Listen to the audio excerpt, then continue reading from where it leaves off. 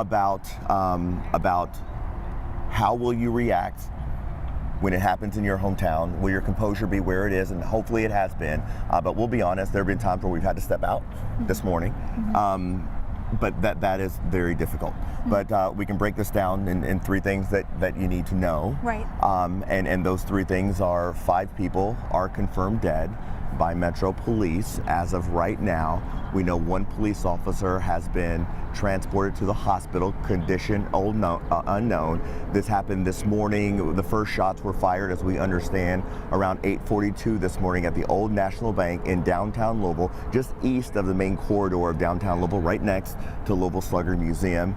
And we're expecting more information to come as the day goes on, but something that we can confirm for sure in the issue of public safety is the shooter themselves has been killed. Right. Something I noticed in that sound that we heard from the police as we're as reporters working through the statements is that they didn't say exactly how the shooter was neutralized. They kind of alluded to that has not been determined yet. They didn't exactly say that an LMPD officer shot that shooter or that maybe the shooter ended their own life. So we're going to work to learn that information. We have a lot more questions, just like you all have a lot more questions. Again, let's take a look right now on the map of where this building is located, because like Eric said, it's just east of the main, really heart of the city. And when you look at this map right here, you can see just how many businesses, places of work are located right around this Old National Bank building. Humana is just down the street. Several large hotels just down the street. The Yum Center just down the street.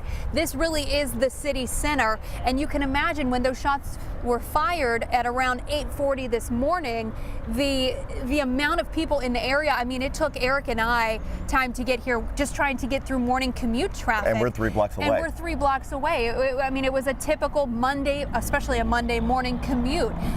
The gentlemen that we spoke to that were running out of the building, who got to a place of safety and were able to speak to us, said that they were in a Monday morning conference. They were just in the conference room. They said everybody was there. And this was before the bank was open. This was before the bank was open. So there's another bit of information that we're learning now, that this was before the bank was open. So that means that whoever this was either had information or some way to get into the building. It didn't, we're not sure how that happened at this time. But the people who were inside the building at the time of the shots being fired communicate a story of exactly what they saw, but they also communicate a story of just how frightening it was and how quickly they had to make a decision and how those decisions likely saved their lives. I want you to hear from one of those gentlemen now. I was coming into work, getting on the elevator. I hear what I thought was gunfire. I was on the phone.